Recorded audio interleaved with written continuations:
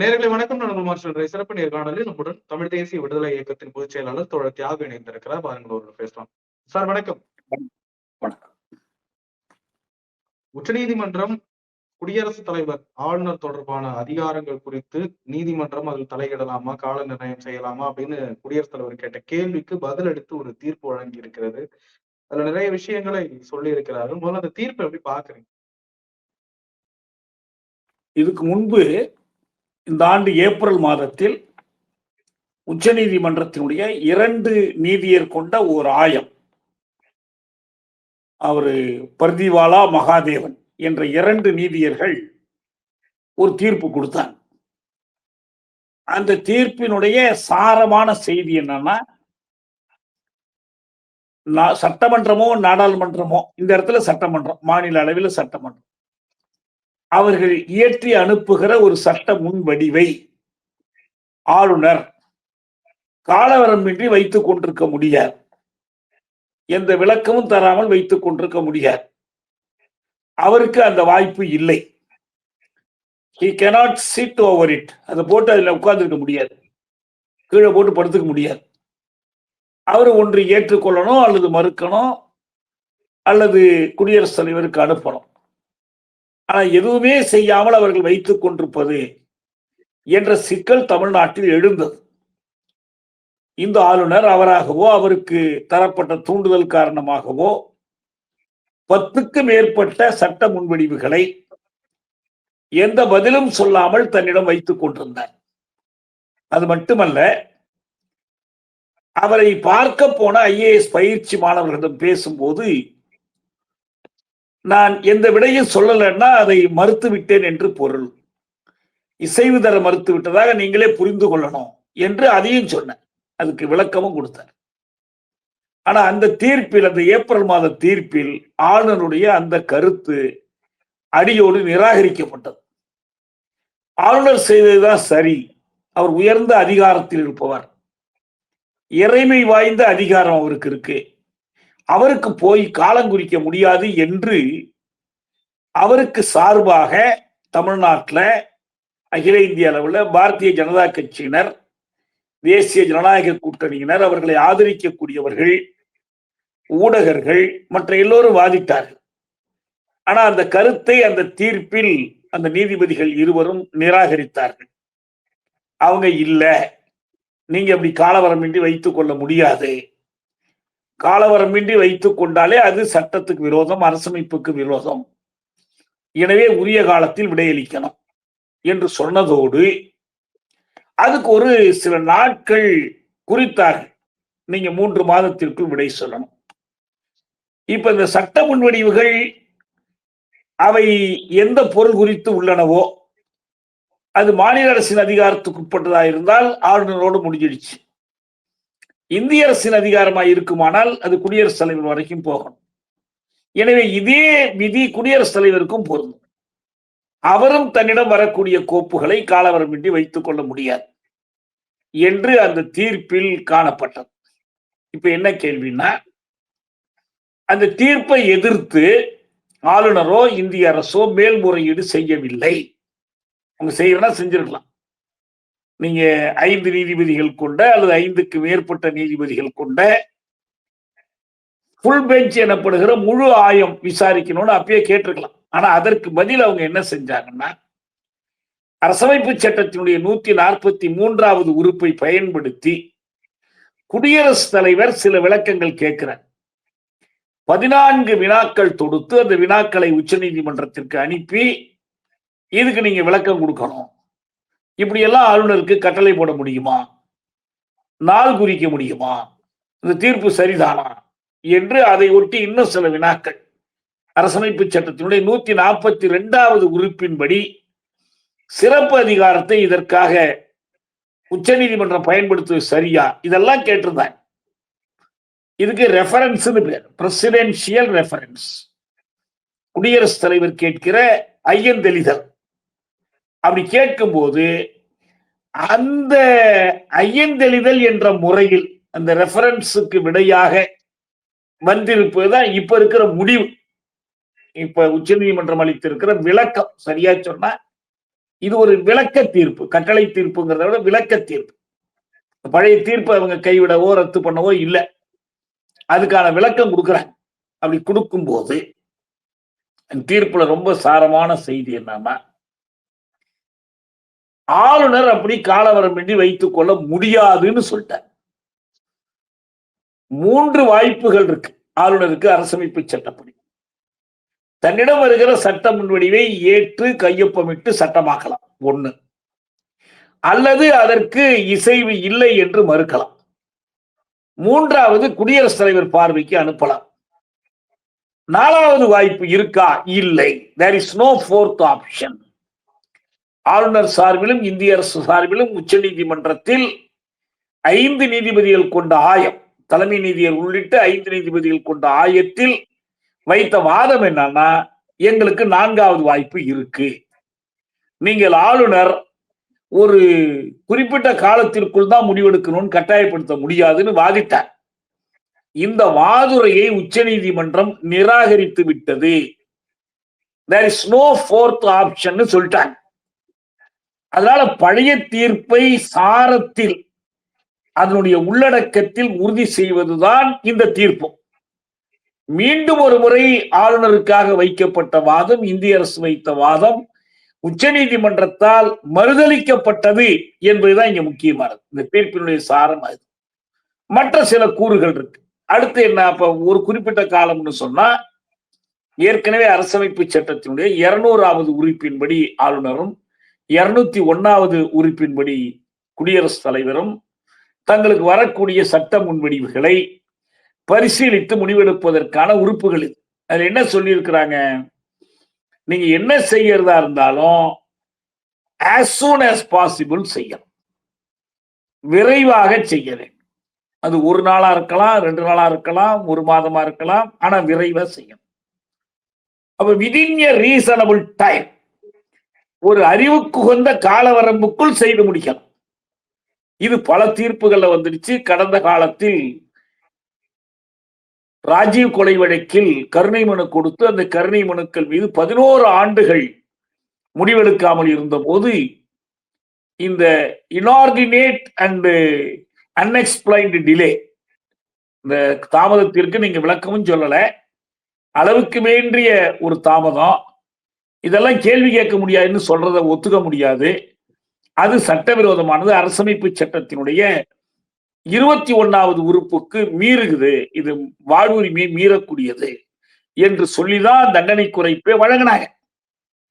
அதை எதிர்த்து அவங்க மீளாய்வு சீராய்வு விண்ணப்பம் போட்டாங்க, குறைகளை விண்ணப்பம் போட்டாங்க, எல்லாத்தையும் உச்ச நீதிமன்றம் நிராகரிச்சிருச்சு.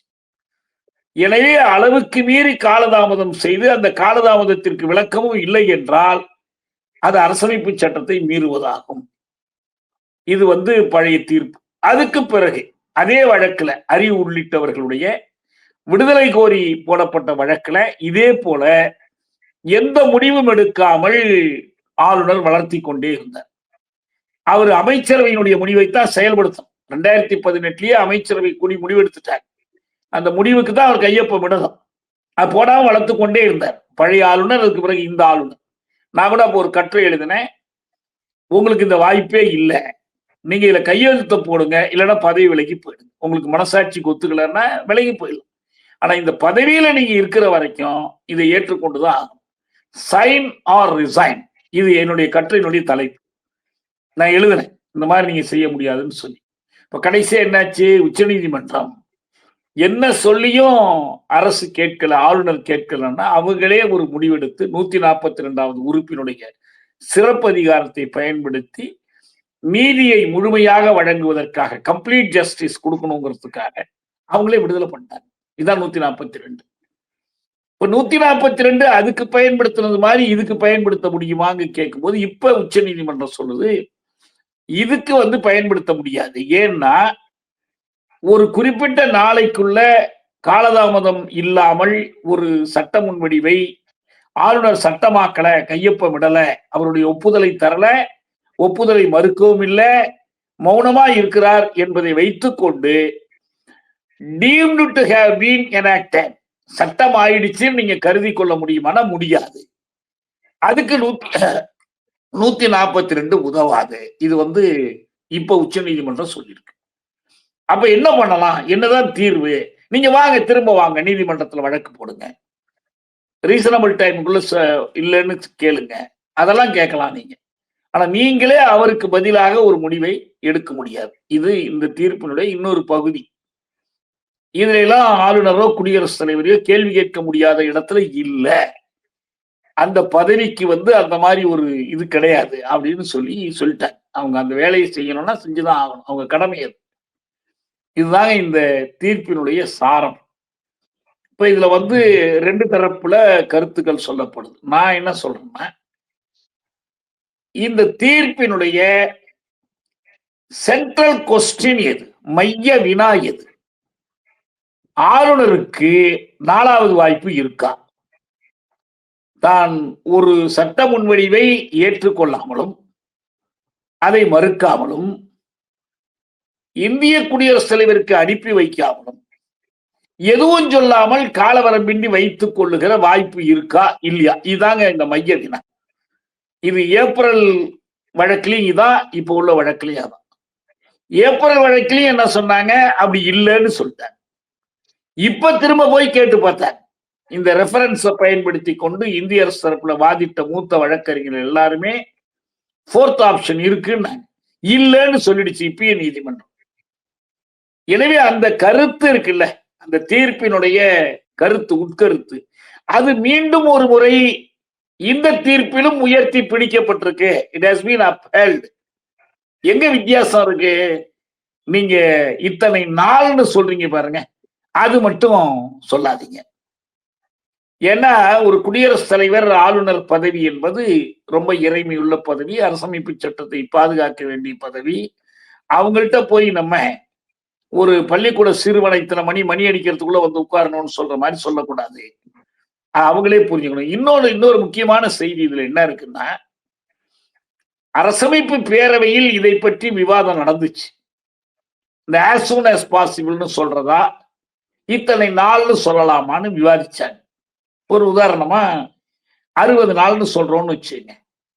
அப்ப என்ன சொன்னாங்கன்னா, as soon as possibleன்னு சொல்லியாச்சுன்னா அடுத்த நாளே கூட நிறைவேற்றலாம்.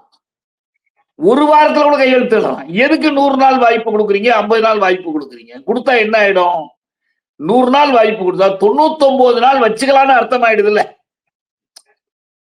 இதான் இங்க முக்கியம். 99 நாள் நீங்க வச்சிருந்துட்டு கடைசி நாள்ல கையெழுத்து போனதால் அது மறுக்கலாம். இந்த வாய்ப்பை கொடுக்க கூடாது. எனவே as soon as possibleனா அவங்க எவ்வளவு வழக்குக்கு வழக்கு, ஒவ்வொரு கேஸ் பை கேஸ், ஒவ்வொரு சட்டத்துக்கும் கூடுதல், சில சட்டங்களுக்கு கூடுதலான கலந்தாய்வெல்லாம் தேவைப்படும். ஒரு சில சட்டங்களுக்கு அவ்வளவு கூடுதலா தேவைப்படாது. ஒரே நாள்ல முடிக்கிறதும் இருக்கு, ஒரு மாதத்தில் முடிக்கிறதும் இருக்கு. ஆனா எதுவா இருந்தாலும் அதுக்கு ஒரு ரீசனபிள் டைம், அறிவுக்கு உகந்த கால அளவுக்குள் முடிக்க வேண்டும். இதைத்தான் செய்யணும். இதைத்தான் இப்ப இவங்க செஞ்சிருக்கிறாங்க. இதை வைத்துக்கொண்டு என்ன முடிவுக்கு வர வேண்டியது இல்லைன்னா, ஆளுநர் கையெழுத்தே போடாம வச்சுக்கலாங்கிறதுக்கு அனுமதிச்சு, அப்படி இல்ல அர்த்தம். அப்படி இருந்துச்சுன்னா நம்ம திரும்ப நீதிமன்றத்தை அணுகலாம், வழக்கு போடலாம். இப்ப இந்திய அரசே கூட இந்த இதுக்கு எதிராக வழக்கு போடுறதுனா போட்டுக்கலாம், யார் வேணாலும் போடலாம். ஏற்கனவே கொடுத்த தீர்ப்பின்படி எந்தெந்த சட்டங்கள் சட்டமாகி விட்டதோ அதையெல்லாம் இது மாத்தல. ஏன்னா நான் சொன்ன மாதிரி மேல்முறையீடு அல்ல. என்னென்ன சட்டங்களை எல்லாம் நீங்க தமிழக அரசு வலியுறுத்தி கேட்டுச்சோ அதெல்லாம் முடிஞ்சு போச்சு. இனி புதுசா வர்றதுக்கு தான். புதுசா வரும்போது இந்த 5 பேர் கொண்ட ஆயம், முழு ஆயம், ஃபுல் பெஞ்ச் கொடுத்திருக்கிற இந்த முடிவை கணக்கில் கொண்டுதான் இனி வருகிற தீர்ப்புகள் அமையும். இதை கணக்கில் கொண்டுதான் அரசுகள் இனிமேல் சட்ட முன்வடிவுகள் அனுப்பணும். இதை கணக்கில் கொண்டுதான் ஆளுநரும் குடியரசுத் தலைவரும் முடிவெடுக்கணும். அவ்வளவுதான். மற்றபடி எதுவும் மாற்றம் இல்லை.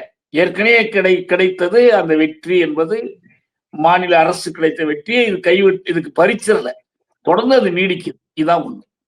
இதாங்க இந்த தீர்ப்பு பற்றி கால நிர்ணயம் செஞ்சாங்க இல்லைங்களா ஐயா? அந்த கால நிர்ணயம் இப்பொழுது செல்லுமா செல்லாதா? கால நிர்ணயம் என்பதை நீங்க 2 விதமா புரிந்து கொள்ளணும். ஒன்று என்ன, அவங்க கேட்டது என்ன, ஆளுநர் தரப்புல என்ன கேட்டாங்க, இந்திய அரசு தரப்புல என்ன கேட்டாங்க. அவங்க கால நிர்ணயம் கூடாதுன்னு சொன்னது எதை? இத்தனை நாள்னு கூடாதுங்கிறதையே இல்லை. காலமே குறிக்க கூடாது. சீக்கிரம்னு சொல்லாதீங்க, விரைவில்னு சொல்லாதீங்க, ஏன் இவ்வளவு லேட்டுன்னு கேட்காதீங்கன்னாங்க. அது அவரு குடியரசுத் தலைவருக்கும் ஆளுநருக்கும் இருக்கிற இறைமையுள்ள அதிகாரம், தேர் சாவரின் பவர்ஸ். அது எப்படி நீங்க கேள்வி கேட்க முடியும்? இப்ப என்ன சொன்னாங்க? இல்லை, கேள்வி கேட்க முடியும். குறிப்பிட்ட காலத்திற்குள் தான் நீங்க அறிவுக்கு உகந்த ரீசனபிள் டைம். இது திருப்பி திருப்பி சொல்றாங்க. அவங்க என்ன சொல்றாங்க? prolonged, unexplained and indefinite inaction. நீண்ட காலத்திற்கு காரண விளக்கம் எதுவும் தராமல் செயலற்று இருப்பது என்ற வாய்ப்பு இல்லை. இதான் நடந்துச்சு. ஏற்கனவே ஆளுநர் என்ன செஞ்சாரு? நீண்ட காலம் காரணமே சொல்லாமல் செயலற்று இருந்தார். சிட்டிங் ஆன் த ஃபைல்ஸ் நீதிமன்றம் சொன்னிச்சு. கோப்புகள் மேல ஏறி உட்கார்ந்துட்டு இருந்தாருன்னு சொன்னிச்சு. அதுக்கு அனுமதி இல்லைன்னு சொல்லிட்டாங்க. இப்ப என்ன சொல்றாங்க? இத்தனை நாள்னு சொல்றத மட்டும்தான் மாத்துறாங்க. ஏன்னா இத்தனை நாள்னு சொல்லும் போது எல்லா விதத்திலையும் இந்த இத்தனை நாள்ங்கிறது பொருந்தாது. ஒண்ணுல கொஞ்சம் கூட இருக்கும், குறைச்சு இருக்கும். அவங்கள நம்பி இதற்கு மேல் மாத்துறதா இருந்துச்சுன்னா, இத்தனை நாள் என்பதற்கு மேல் மாத்துறதா இருந்தா நீங்க அதை விட ஒண்ணு கேட்கலாம். எதுக்கு ஆளுநர் கையெழுத்து போடாமலே சட்டம் ஆகணும்னு கேளுங்க. இப்ப இருக்கிற அரசமைப்பு சட்டத்துல அதுக்கு இடம் இல்லை. நீங்க என்ன நினைக்க கூடாதுன்னா, இந்த மாநில தன்னாட்சி தொடர்பாக, மாநில அதிகாரம் தொடர்பான எல்லா சிக்கல்களையும் உச்ச நீதிமன்றத்தில் போய் வாதிட்டே தீர்த்து கொண்டு வந்துவிட முடியாது. அரசமைப்பு சட்ட வரம்புகளுக்குள் தான் அந்த தீர்ப்புகள் அமையும்.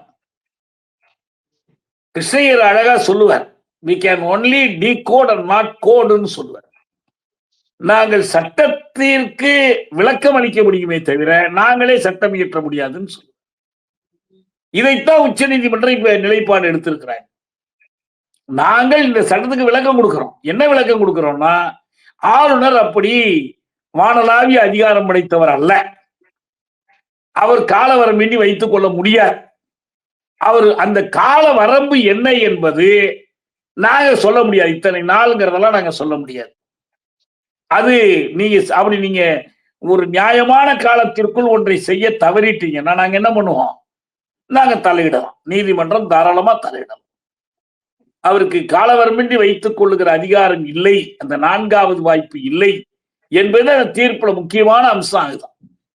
அதை ஒரு வெற்றியா தான் கருதணும். மாநிலம் தொடுத்த வழக்கிற்கு மாநில சுயாட்சி தொடர்பான கோரிக்கை, கூட்டாட்சி கொள்கைகளுக்கு இது ஒரு வெற்றி. ஆனா இதை நடைமுறைப்படுத்துவது எங்க? நீதிமன்றமே நடைமுறைப்படுத்தாது. நீங்க இங்க போராடுங்க. ஆளுநர் ஒரு சட்ட முன்வடிவை வைத்துக் கொண்டு பதில் சொல்லாம இருந்தாருன்னா ஆளுநர் மாளிகை முற்றுகையிடுங்க. எதுக்கு கட்சி வச்சிருக்கிறீங்க? எதுக்கு சங்கம் வச்சிருக்கிறீங்க? எல்லாத்தையுமே நீதிமன்றத்துல போய் வாங்கிட்டு வந்துட முடியாது இல்ல. இதைத்தான் நம்ம சொல்றோம். அந்த வேலையை நீங்க இங்க செய்யறதுக்கு பதிலா ஒரு அரசியல் கட்சி செய்ய வேண்டிய வேலையை பூரா நீங்க நீதிமன்றத்துல போய், நீதிமன்றம் இருக்கிற சட்டத்துக்கு விளக்கம் கொடுத்துருக்கு, இப்படிதான் அவங்களால கொடுக்க முடியும். நீங்க ஒரு 100 நாள்ங்கிறது எல்லா இதுக்கும் பொருந்துமா? 90 நாள்ங்கிறது எல்லா வழக்கு எல்லா விதமான சட்டத்துக்கும் பொருந்துமா? சில சட்டத்துக்கு பொருந்தும், சில சட்டத்துக்கு பொருந்தாம இருக்கும். நீங்க மொத்தத்துல என்ன சொல்லணும்? விரைவா முடிக்கணும். நீ முடிக்காமல் வைத்துக் கொள்ள உனக்கு அதிகாரம் இல்லை. இதான் இங்க முக்கியம்.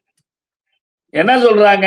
அது அவருடைய சப்ஜெக்டிவ் சாட்டிஸ்பாக்சன். அவருக்கு ஒரு டிஸ்கிரிப்ஷன் இருக்கு.